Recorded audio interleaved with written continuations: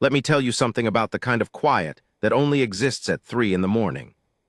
It's not peaceful, it's not restful, it's the kind of quiet that has weight to it, a pressure behind your ears, like the world is holding its breath and waiting for something to go wrong. I know that quiet well. I've spent years living inside it. My name is Marcus Calloway, former Petty Officer First Class, United States Navy, SEAL Team 3. I did 2 tours in the Korangal, 1 in Mosul, and a classified operation in a country whose name I'm not allowed to say out loud even now. After that, I spent 18 months in a VA facility outside San Diego, relearning how to sleep like a human being. Then I drove a truck for a while. Then I delivered packages. Then I did nothing for 6 months and stared at the walls of a rented room in a town called Harker's Mill, New Mexico, and tried to figure out what a man does with himself when the thing he was built for no longer exists. That's where I was when the Vahari arrived. Not just in Harker's Mill. I mean, that's where I personally was. But the Vahari arrived everywhere all at once on a Tuesday morning in March. Their ships didn't come screaming out of orbit with weapons hot. They didn't announce themselves with radio transmissions or crop circles or any of the things we spent 100 years assuming first contact would look like. They just appeared, 312 vessels hovering at altitudes between 40 and 60,000 feet over every major landmass on Earth. Silent. Patient waiting. The world government negotiations that followed happened fast by diplomatic standards and geological age, and slow by every other measure. 7 months of paralysis, contingency planning, false alarms, and 3 separate incidents that nearly ended with someone pulling a trigger. Then the Vahari sent down a single transmission in flawless English, Mandarin, Arabic, and Spanish. We are not here to conquer. We are here to trade. And that changed everything. Within 18 months, the Vahari integration zones were established. Designated areas in 27 cities across Earth where Vahari could land, set up commercial outposts, interact with humans under a shared legal framework, and conduct whatever business they'd come 400 light-years to conduct. Harker's Mill wasn't one of those cities. It was barely a city at all. But Albuquerque was, and Albuquerque was 40 minutes down the highway. I had no intention of going. I was done with things that were complicated. I was done with danger and politics and situations that required me to be sharp. I wanted the opposite of all that. I wanted ordinary. I wanted so ordinary it was boring. I wanted to go to the hardware store, buy the wrong kind of screw, drive back and return it without incident, and call that a good day. But you don't always get what you want. The thing that changed everything started with a job. I'd been doing security consulting, low-level stuff, nothing exciting. Assessing building layouts for a property management firm, writing up liability reports that no one read, occasionally sitting in a booth at a county fair watching people not steal anything. It paid. Not well, but enough. And it required almost nothing from me, which at that point in my life felt like the greatest luxury imaginable. Then a man named Hendricks called me. He ran a firm out of Albuquerque called Meridian Group, and Meridian had just landed a contract providing private security for one of the integration zones, specifically the commercial district that had sprung up around the Vahari outpost on the east side of the city. He needed experienced people, people who could stay calm, people who'd seen situations go sideways before and hadn't fallen apart. He said he'd pay me 3 times what I was making. I said I wasn't interested. He doubled it. I drove to Albuquerque the next morning. The integration zone was nothing like what the news made it look like. On television, the Vahari outposts always looked sleek and cinematic, crystalline structures catching light in impossible ways, crowds of fascinated humans pressed against barriers, the whole thing lit up like a movie premiere. In reality, the East Albuquerque zone looked more like a very unusual shopping district. The Vahari structures were there, yes, tall, pale, slightly translucent buildings that hummed at a frequency just below hearing, arranged in a loose cluster about 6 blocks square. But around them, ordinary human commerce had grown up like weeds through concrete. Taco trucks, a cell phone repair kiosk, 3 competing coffee stands, a woman selling hand-painted signs that said things like "Welcome to Earth" and "I come in peace, $15. The humans were everywhere. The Vahari were not, or at least not as many as you'd think. I'd been told there were roughly 400 permanent Vahari residents in the zone, with more cycling through on what passed for business travel. but they stayed mostly inside their structures or moved through the zone in small groups, never lingering. I understood that, actually. Being surrounded by thousands of eyes watching your every move gets old fast, regardless of what planet you're from. My assignment was simple: foot patrol, 8-hour shifts, rotating between 4 checkpoints along the perimeter of the main Vahari commercial block. I wasn't armed. Meridian's contract with the Vahari authorities specified no weapons on human security personnel within 50 meters of Vahari structures, which I thought was a little ironic, given what I knew about myself. The most dangerous thing in a 50-meter radius, and I'm the one told to be unarmed. But rules are rules. I wore my badge, I walked my route, I watched the crowd, and I tried not to think too hard about anything. That worked for about 3 weeks. Her name, or the name she gave humans, because apparently Vahari personal names are sound constructs that the human vocal apparatus cannot produce, was Sela. I first saw her on a Wednesday. Late afternoon, maybe 4 o'clock, when the light in Albuquerque goes that particular shade of amber that makes everything look more meaningful than it is. She was standing outside one of the smaller Vahari commercial buildings, a low structure, about 2 stories, with walls that shifted opacity based on the angle of light hitting them. And she was watching the crowd of humans passing by the barrier with an expression I couldn't quite read. The Vahari don't look anything like the aliens in movies. They're tall. She was maybe 6'4" and bilaterally symmetrical in the basic sense, but the proportions are different. Longer limbs, longer fingers, a neck that seems like it's one vertebra too long. Their skin, if you can call it that, has a quality like fine-grained stone, not quite the same as human skin, smoother but somehow more textured at the same time. The color ranges. Sela was a deep gray-blue, the color of slate after rain. Her eyes were large, widely spaced, and the irises were pale gold, almost white. She was watching humans the way I'd learned to watch a crowd, not with curiosity exactly, but with professional assessment, cataloging, sorting. She was looking for something or looking for the absence of something. I noticed her because she was good at it. Not many people are, human or otherwise. She noticed me noticing. We held eye contact for about 3 seconds. Then she looked away, back at the crowd, and I went back to my route.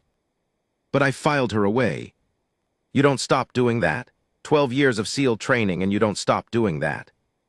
The second time I saw her was the following Monday. I was on the north checkpoint, leaning against a concrete barrier and drinking coffee that had gone cold 20 minutes earlier, when she walked out of the main commercial building with 2 other Vahari, both male, both taller than her, and crossed toward the edge of the zone where a cluster of human vendors had set up. I watched, because it was my job to watch, and because she moved differently than most Vahari I'd observed. Most of them had a kind of deliberate carefulness when they were around humans, like they were aware of being observed, and had decided to be slow and unthreatening. She didn't have that. She moved like someone who had decided the space around her was hers. The 2 males stayed back. She approached a vendor selling what I can only describe as decorative circuit art, abstract pieces made from salvaged electronic components, framed in wood. She stood looking at them for a while, and the vendor, a middle-aged man with a beard and a Grateful Dead t-shirt, watched her with the particular expression humans get around Vahari, which is a cocktail of fascination, nervousness, and the determination not to look rude. She pointed at one of the pieces. The vendor said a price. She said something, her translator unit, clipped to the collar of her outer garment, rendered it in English, and the vendor nodded and made change. Simple transaction. But when she turned to carry the piece back toward the building, she walked directly past my checkpoint. She stopped. She looked at me with those pale gold eyes, and then she said, through the translator, "You are the same one from last week. North Perimeter, Checkpoint 6. I said, "That's right." She was quiet for a moment. Then, "You watch differently than the others." I didn't know what to say to that, so I said, "Occupational habit." She considered me for another moment. The 2 males behind her had started to drift closer, a motion that was subtle enough that most people wouldn't have noticed, but I'd spent years reading body language in environments where reading it wrong got people killed. They weren't concerned. They were curious. She held up one hand, a gesture that clearly meant stay, and they stopped. "You are a security officer?" she asked. "Private contractor, yes." "Do you find it satisfying, this work?" It was an unusual question. Not aggressive, not small-talkish, genuinely curious. like she was asking because she actually wanted the data. Some days, I said. She tilted her head, that long neck making the movement look more extreme than a human's would. Your hands, she said. Calluses in specific places, posture. You were something else before this. I met her eyes and said nothing. She nodded slightly, as if I'd answered. Then she picked up her circuit art piece and walked back toward the building. I watched her go and thought, she's smart, and then I thought, be careful. The problem started about 6 weeks after that conversation. Harker's Mill is close enough to Albuquerque that when something happens in the zone, you hear about it quickly. What I heard was this: a series of confrontations between human protesters and Vahari residents near Checkpoint 3. Mostly nonviolent, shouting, sign-waving, the occasional thrown object. The protesters had a shifting roster of grievances, some legitimate economic concerns about Vahari commercial competition, some less so, the usual paranoid fringe believing the whole integration was preparation for invasion. The Vahari response to these incidents had been, so far, disciplined and measured. They withdrew from the area and reported through official channels. But something was shifting. I could feel it, the way you feel weather before it arrives. On a Thursday evening in October, I was on a double shift. One of the other contractors had called in sick, and I'd agreed to cover. It was getting dark, the temperature dropping fast the way it does in New Mexico when the sun goes down, and the crowd in the zone was thinner than usual. Colder nights meant fewer tourists. I was at Checkpoint 4 when my radio crackled with something I hadn't heard before in the zone. A code yellow, which in Meridian's protocol meant a potential disturbance involving Vahari and human civilians, non-violent so far but escalating. The location was Checkpoint 2 on the south side. I was already moving. By the time I got there, the situation had already clarified itself into something bad. There were 11 protesters, I counted automatically, force of habit, and they had moved past the outer barrier, not aggressively. The barriers weren't physical at that point, and there was a legal ambiguity about exactly where the Vahari jurisdiction began, which the protesters clearly knew about and were exploiting. They were standing in the gap, technically in the integration zone's outer ring, but not close enough to any Vahari structure to trigger the official security response. And they had surrounded one Vahari. Specifically, Sela. She was standing in the center of a loose circle of protesters, holding a flat case. I recognized the shape. It was the kind Vahari used to transport data tablets, and her posture was absolutely still. The two males who usually accompanied her were not present. I didn't know where they were. She was alone. The protesters weren't physical, not yet, but they were loud, and several of them were very large men who were using size deliberately, leaning into her space, and the translator unit on her collar was working overtime, rendering their words in that flat, synthesized voice. Go back to your planet. You don't belong here. We know what you're planning. Sela was not reacting. That was interesting. Not frozen, I could see from her breathing. Yes, I'd learned to read Vahari breathing patterns. It was part of the job briefing that she was aware and alert, but not reacting, waiting. The other two Meridian contractors on scene were standing at the edge of the group, talking into their radios and looking like they wanted to be somewhere else. Which, fair enough. This was exactly the scenario where every protocol in the book said do not escalate, wait for official resolution. I kept walking. One of the other contractors, a younger guy, Kyle, who I liked because he was competent and didn't talk too much, caught my arm. Marcus, protocol says. I know what protocol says, I said. Keep your radio open. I walked into the crowd. Crowds part for people who know how to move, and I know how to move. It's not about size or aggression. It's about center of gravity, purposefulness of stride, the angle of your shoulders. The protesters weren't organized enough to consciously block me, and their unconscious instincts recognized something they couldn't name and stepped aside. I came through the outer edge of the circle and put myself between Sela and the closest of the large men. A guy in a canvas jacket, 60s maybe, with a red face and the particular energy of someone who'd been working themselves up for a while. I said, evening. He looked at me, then past me at Sela, then back at me. This isn't your business, he said. I'm private security for this zone, I said. So technically, everything that happens in it is my business. She's not human. She doesn't have rights here. Under the Integration Framework Treaty, All Vahari within designated integration zones are afforded the same protections as human civilians under local law, I said.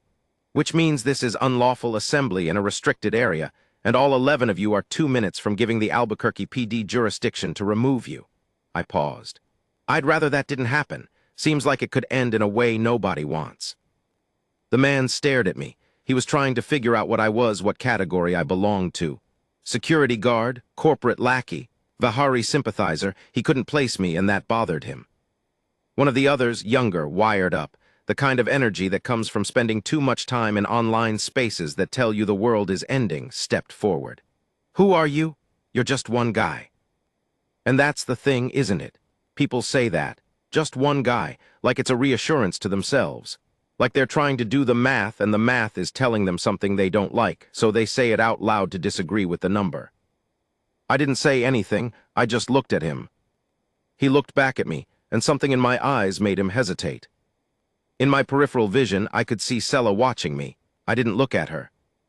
I'm going to count to 20, I said, addressing all of them, my voice carrying without effort, no anger in it, no heat, just clarity. 20 seconds. If everyone isn't back past the outer barrier in 20 seconds, I make one radio call and the situation becomes official. Once it's official, it's not in anyone's control anymore. I paused. Nobody wants that, so let's just all go home. They went back and forth. There was posturing. There was swearing. There was one moment where the red-faced man in the canvas jacket took a half-step toward me that I let happen, and then I turned so the step landed at a 90-degree angle to my center mass rather than into it, which meant his attempt at physical intimidation resulted in him standing beside me instead of in front of me, which is deeply disorienting if you're the person trying to be intimidating. He stopped, looked confused. I waited. At 18 seconds, they started drifting back. Not running, not conceding, drifting, in the way that mobs do when the energy goes out of them. 17 minutes later, they were outside the zone entirely. I turned around. Sela was still there, in the center of the circle that no longer existed, holding her data case.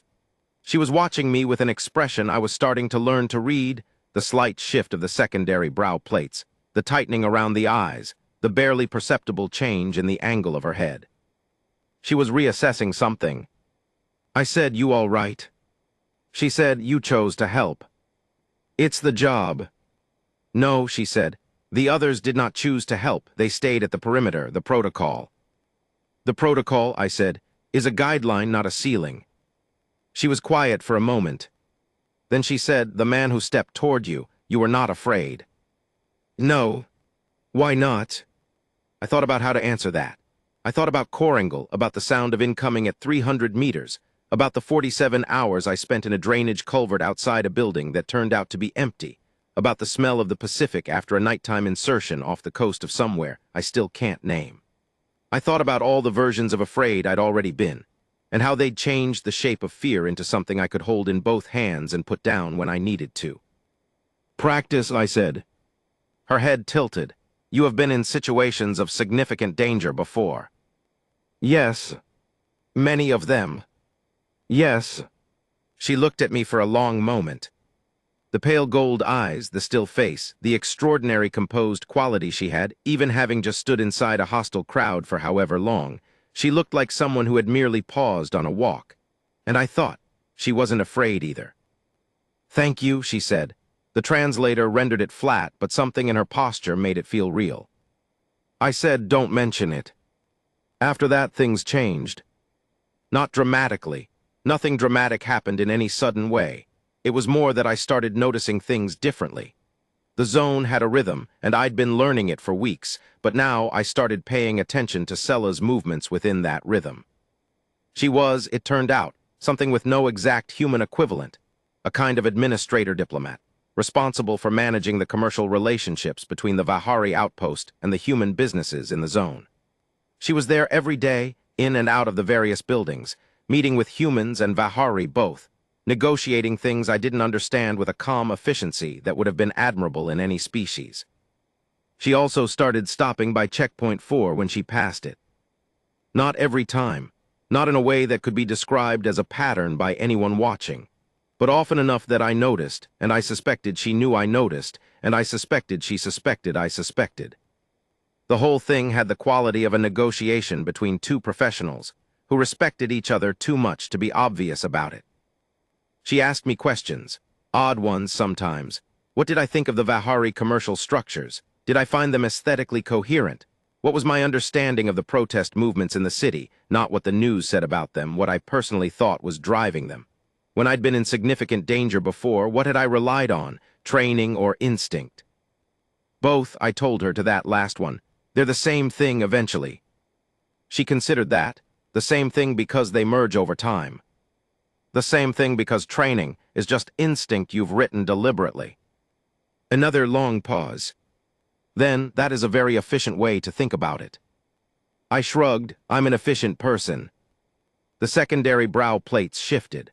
I'd learned by then that this was the closest approximation in Vihari facial expression to amusement. Not the same as a smile, but in the same neighborhood. Yes, she said, I have noticed that. The escalation, when it came, wasn't from the protesters. It was from the Vihari side, and it came at me sideways, and I still think about whether I handled it correctly, and mostly I conclude I did, though there were a few moments in the middle where I honestly wasn't sure how it was going to go. It started with a Vihari male named, in translation, something like Korath, though that was approximate. He was one of the security officers for the outpost, a position that the Vihari filled with individuals who were, by all reports, selected specifically for being large, disciplined, and difficult. Korath was all three. He stood about 6'8", had the gray-green coloring of someone from a colder Vihari biome, and had the specific quality that soldiers the world over develop when they've spent years being the most capable person in most rooms, a slight contempt for everyone around them. He didn't like humans. That was clear within about 30 seconds of meeting him. Not in an aggressive way, he was too disciplined for anything overt, but in the quiet, efficient way that manifests as people simply not being worth full attention. He'd look past you while you were talking. He'd answer questions with the minimum possible information. He'd adjust his position whenever humans were nearby in a way that put him at maximum tactical distance, without ever doing anything overt. I recognized all of that because I'd done some version of it myself at various points. Soldiers do this. It's not malice, exactly. It's a kind of professional insularity, the sense that no one outside a very specific circle could possibly understand what you understand or do what you can do. It makes you stupid, eventually, but it's intoxicating while it lasts. Korath had decided I was harmless. I knew this because of how he looked at me, or rather how he didn't. I was background to him, furniture, part of the set design. One more human in a security uniform, moving through his operational environment with no particular relevance. I didn't correct him. I almost never do when people make that assessment. You learn in this line of work that being underestimated is a resource. You spend it carefully. The incident happened on a Friday night in November. There was an event in the zone, a formal exchange meeting, one of the periodic ceremonies where Vihari and human representatives gathered to mark the continuation of the integration framework. There were dignitaries. There were cameras. There were human politicians who'd flown in from Santa Fe, and there were Vihari officials I didn't recognize who'd come down from the outpost ship hovering at 50,000 feet above the city. The security requirements for the event were complicated and had been negotiated at length between Meridian and the Vihari Security Office. Human contractors on the outer perimeter, Vihari security inside, a shared zone in the middle where both could operate. I was assigned to the shared zone, which meant Korath and I were, for the duration of the event, working the same space. He ignored me completely for the first 2 hours. I was fine with that. I did my job, watched the crowd, monitored the 4 entrances, tracked the positions of everyone I'd flagged as worth watching. There was a man in a gray coat who'd been standing near entrance 3 for 40 minutes without going in or coming out, and I'd been triangulating on him slowly, positioning myself closer on each pass while looking like I was doing nothing of the kind. Korath saw me doing this at one point and made a sound through his translator that I'd learned meant something between "don't bother" and "that's not necessary." He'd already assessed the man in the gray coat and dismissed him. Body language, too nervous to be organized, too alone to be a genuine threat. He wasn't wrong. The man turned out to be a journalist who'd lost his press credential and was trying to figure out how to get it replaced without admitting he'd lost it. But I kept watching, because you don't dismiss things just because one assessment says they're fine. At the 2-hour mark, things started moving in a way I didn't like. There was a group near the rear entrance, 5 individuals who'd come in at different intervals, positioned themselves apparently randomly, but who shared a quality in how they held themselves and how they tracked the movement of a specific Vahari official on the other side of the room. They weren't together, not in any way you could point to, but they were together, in the way that trained people are together when they've decided not to look like it. I clocked them over a period of about 12 minutes. Then I called Kyle on the radio and gave him the positions, low-voiced, not drawing attention. Then I told Korath. I walked up to him, which took a moment, because he'd positioned himself in a way that would make approaching him from the front slightly awkward for most people. Not consciously, I think, just habit. And I said quietly, 5 individuals, I'll give you positions. I think they're watching official designation 7. He looked at me, the first time he'd actually looked at me in 2 hours. Observation period, he said. 12 minutes, different entry intervals 3 to 8 minutes apart. 2 male, 2 female, 1 gender ambiguous, human. Standing positioning is random, but the attention pattern is consistent. A beat of silence, Korath's pale, flat eyes on mine. He was doing a fast recalibration, not of the situation, but of me. Positions, he said. I gave them. He moved with a speed and efficiency that confirmed everything I'd already suspected about his training. He deployed 2 of his Vahari security officers to positions that would give coverage of all 5 individuals without approaching them, and 1 more to quietly shadow official designation 7. 20 minutes later, 2 of the 5 individuals attempted a rapid approach toward the official and were intercepted. It turned out to be a protest action, not violent, designed to be disruptive, designed to create an incident on camera. Both were removed without anything escalating. After the event, Korath found me near the exit. He stood in front of me and was quiet for a moment. Then he said, through his translator, "How long have you been doing this?"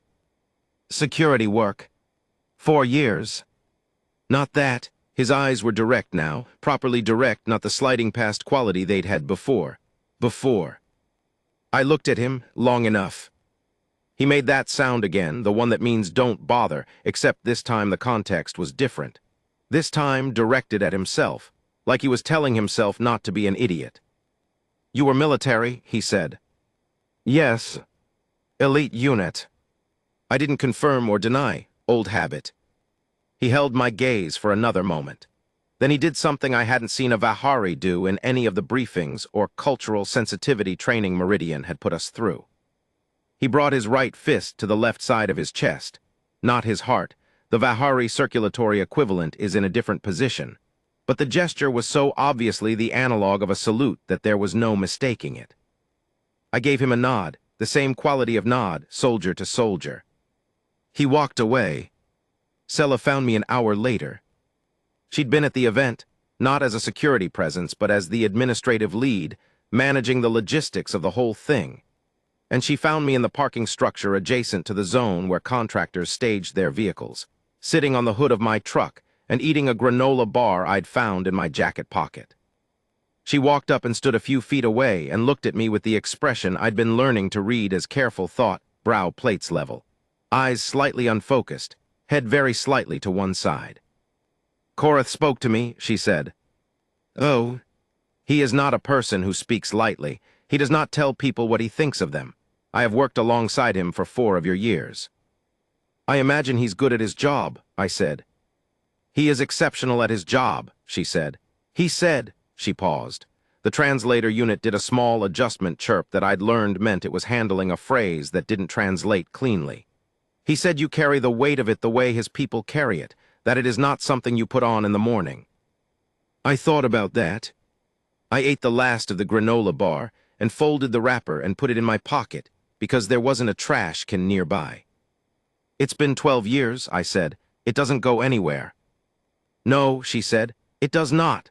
And something in her voice, even filtered through the translator, had a quality of recognition that surprised me, like she knew personally what that sentence meant. I looked at her. "You were military," I said. Her head tilted. "The Vahari do not have a military in the sense you mean. But you have something like it." A pause. I was a protectorate officer for 14 of our cycles on the inner ring transit routes. There were, the translator chirped again, significant situations. Yeah, I said. I know what significant situations are.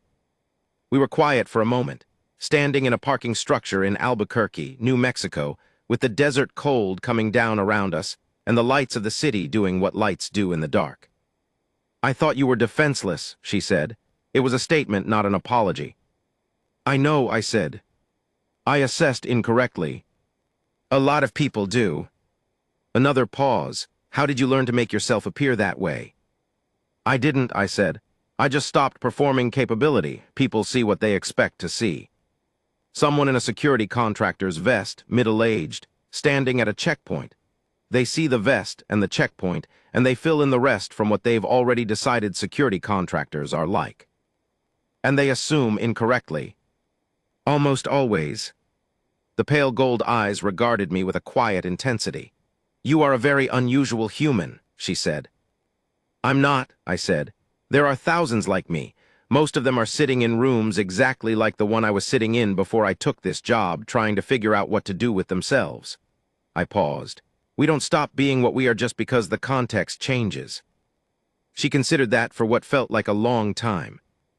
No, she said finally. I do not think you do. She turned to leave, and then she stopped, and she said without turning back around, there is a Vahari phrase. I will give you the translation rather than have the unit attempt the sound. It means, approximately, a quiet fire is still fire. We use it for those whose nature is not visible until it becomes necessary. I didn't say anything. It is not a common category, she said. The Vahari who earn it are, the translator chirped, significant. She walked back toward the light. I went back to Harker's Mill that night and sat in my rented room and looked at the walls, the way I used to. But it was different this time. The walls were the same, faded yellow paint, a water stain shaped like nothing in particular near the window, but I was sitting in them differently. Like something had shifted, not dramatically, just by a small angle, enough to change what I was looking at, even if the view was the same. 12 years, 2 tour, 1 classified operation, 18 months in a VA facility. A truck, a package route, 6 months of nothing. A security contractor's vest, a checkpoint. I thought about Korath and the thing he'd done with his fist against his chest. I thought about Sella and the phrase that meant a quiet fire is still fire. I thought about the protesters and the red-faced man in the canvas jacket who'd tried to step into me and ended up standing beside me.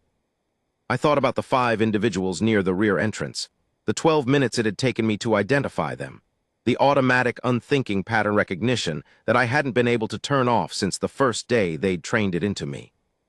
I thought, you don't stop being what you are. Outside the window, the desert was doing what deserts do at night, holding everything it had absorbed in the day, letting it go slowly into the cold dark. That slow release, that long exhale.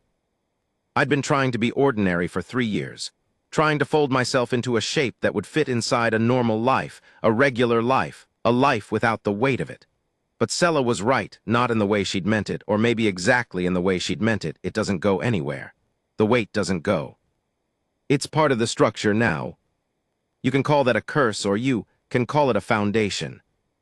I'd been calling it a curse for 3 years. I was considering changing what I called it. 3 weeks later, Meridian offered me a promotion, team lead full-time, with a significant salary increase, and a role that would put me in charge of coordinating all security operations for the East Albuquerque zone. More responsibility, more complexity, the opposite of everything I'd been trying to build. I sat with the offer for a day. Then I called Hendricks and said yes. The last thing I want to tell you is this. About a month after I took the new role, I was walking the perimeter at 6 in the morning. I'd started going in early, before the shifts officially began, just to see the zone when it was quiet. When it was just the Vahari structures and the empty human spaces and the early light hitting both in the same way, making them look, temporarily, like parts of the same thing. Sella was there, standing outside the main building with a cup of something warm. The Vahari had developed a preference for certain earth beverages, and she discovered coffee around month 2 of her assignment, with predictable consequences. She was watching the sunrise over the Sandia Mountains the way someone watches something they haven't decided yet whether they understand. I came up beside her, and she didn't turn, just acknowledged my presence with a slight adjustment of her posture, and we stood there for a while, watching the light change on the mountains. After a while she said, without looking at me, "Korath tells me you have accepted the role." "I have." "He is pleased." A pause. "He does not please easily." "I noticed," I said. The light on the mountains moved the way light always does, that slow, inevitable brightening that makes you think, every time, that it's happening differently than it did the day before. It isn't, but you think it. "Are you pleased?" she asked. I thought about Harker's Mill, about the hardware store, about the perfect, boring, ordinary life I'd been trying to build out of whatever was left of me. I thought about whether it was the right thing to walk back toward the complicated, toward the thing that required me to be sharp. I thought about 12 years and 18 months and 6 months of walls. I thought about a quiet fire. "Ask me in a year," I said. She made a sound that the translator did not render, a low, brief, resonant thing from somewhere in her chest. It was the first genuinely non-translated sound I'd heard from her, the first thing that came out without the machine's intervention, and it took me a moment to recognize what it was. She was laughing, not like humans laugh, but in the same neighborhood. "Fair," she said. The sun finished coming up. The mountains went from purple to orange to the particular shade of gold that New Mexico does better than anywhere else on Earth, and maybe anywhere else in the known galaxy, though I didn't have a large enough sample to say for certain. I drank my coffee. She drank hers. The zone woke up around us, the familiar sounds of it, the hum from the Vahari structures, the distant traffic beginning on Central Avenue, somewhere a vendor setting up for the day, the scrape of metal on concrete. Ordinary, sort of. I thought, this is the thing I was built for, not the combat, not the deployments. This, standing in the space between things, in the gap where misunderstanding lives, and being the kind of person that gaps trust. Being the kind of person that a situation, any situation, human or otherwise, can push against and find doesn't move. A quiet fire. Still fire.